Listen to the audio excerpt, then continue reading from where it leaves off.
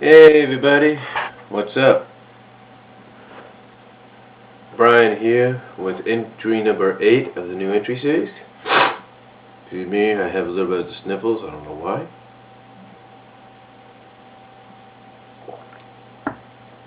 Anyway, I'm here to let you know what's been going on this past weekend, especially starting on Friday.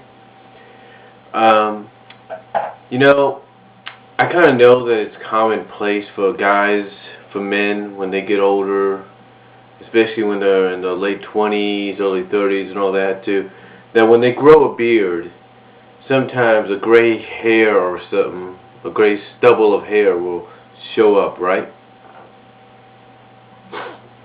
You might have a few gray little hairs on your beard and facial hair, right? But what is the one place you wouldn't expect to find gray hair at this age, at your age? Like, I'm going to be 31 in July. So what would you think the one place you wouldn't want to find gray hair at? That's right, on your head. Well, this past Friday, that's exactly what happened. I went into the bathroom, I guess you could say the guest bathroom. And I looked into one of the mirrors, and on the side, I saw a strand of gray hair.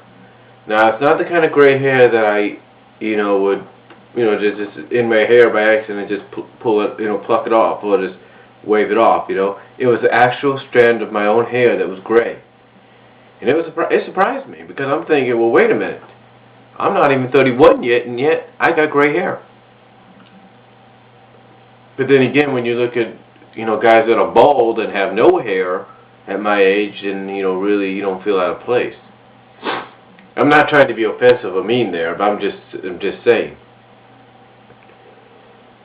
I'm just saying, with all due respect, I'm just saying, kind of to compare there, that when you don't have hair at your age and people are thinking, oh, you're receding, you're going to go bald, like people say I'm receding. You think, oh, I can't be receding, I can't be losing my hair, I'm too young. Same with the gray hair. You think, I can't have gray hair, I'm too young. Anyway, that's what happened, and then my mom and I went to Bible study, and while on our way there, I told her about that, and she's like, you're not even 31 yet, and you got gray hair. That's impossible. So, anyway, we went to Bible study, and my pastor put on a CD as part of our new study that we're doing on the rapture, and the CD was basically a reenactment of when Orson Welles did that radio thing with War of the Worlds, and it threw everybody into chaos, threw the entire country into chaos, if you will, because everyone thought that him doing this radio show that he was doing, or this act that he was doing on the radio was an actual newscast. So, but the reason our pastor used that was an example as to what kind of chaos this world and this country could go into when the rapture, happens, and people like myself, taken up into heaven, by Jesus. What kind of chaos is that going to cause here? What are people's excuses going to be and everything? And it was kind of a funny reenactment, because it made my mom laugh a little bit, because one of the people that they were doing a reenactment on, the first part of the CD was sort of like, what will everybody's excuse be like when the rapture happens? That was the first part of the CD. And one of the people that was on there that they had, because it was just, like I said, doing a little bit of a dramatization of what people's reaction would be, and what excuses they would come up with if the rapture was to happen today, in the disappearance of all these people.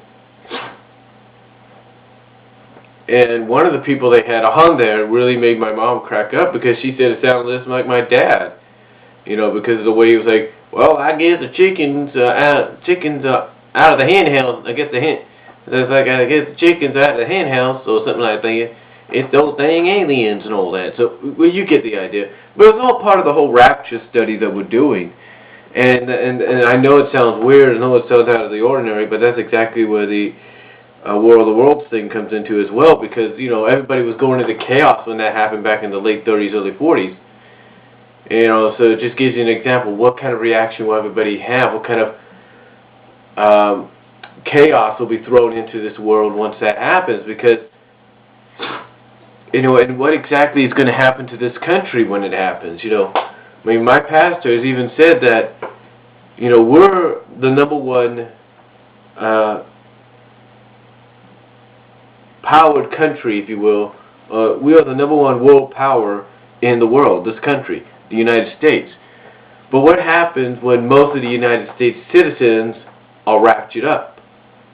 According to my pastor, what he said is it will become a third world country. USA will become a third world country, and then the country that will take over as the number one resource, a number one world power, would be China, and right behind it, Europe. And, you know, and if you read Revelations and you watch Left Behind movies, you kind of get an idea of what would happen.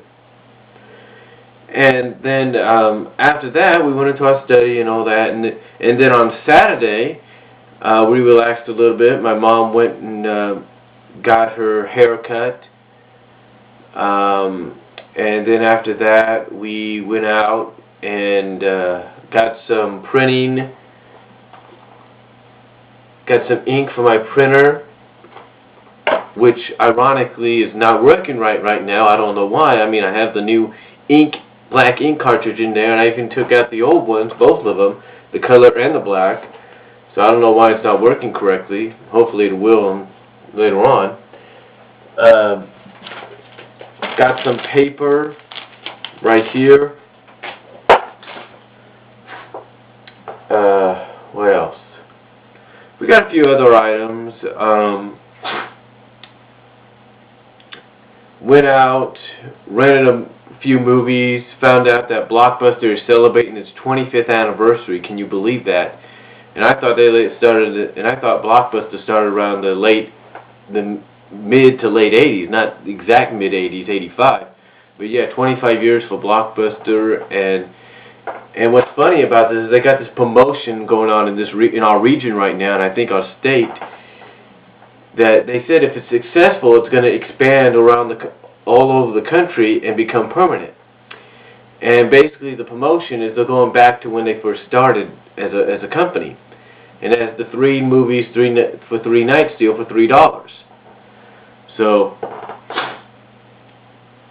my mom ended up renting the Billy Graham story, you know, the autobiography movie, a new animated film, Easter film called At Jesus' Feet, which you could find on Facebook. They got a Facebook page for that, as well as Tyler Perry's I Can Do Bad All By Myself.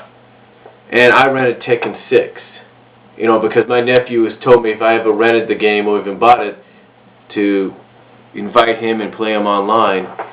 And believe it or not, that's exactly what I did, and I beat him and his best friend back to back. And, you know, and he's saying I used the same moves and everything to beat him, that I didn't change up a little bit. Well, you know what? I think it's just his excuse, and I think it's anybody's excuse that's like him. And I'm not trying to single anybody out.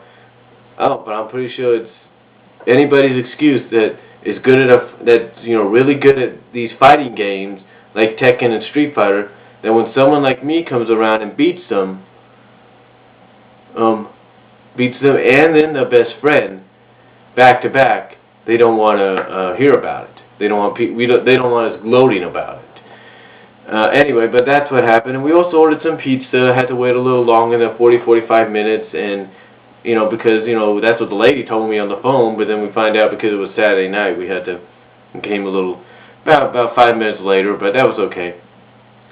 Found out she shouldn't have told us that in the first place. And then what else? Oh yeah, I went to church today. Went to Bible study, went to church. My brother-in-law was there. My 6-year-old nephew was there.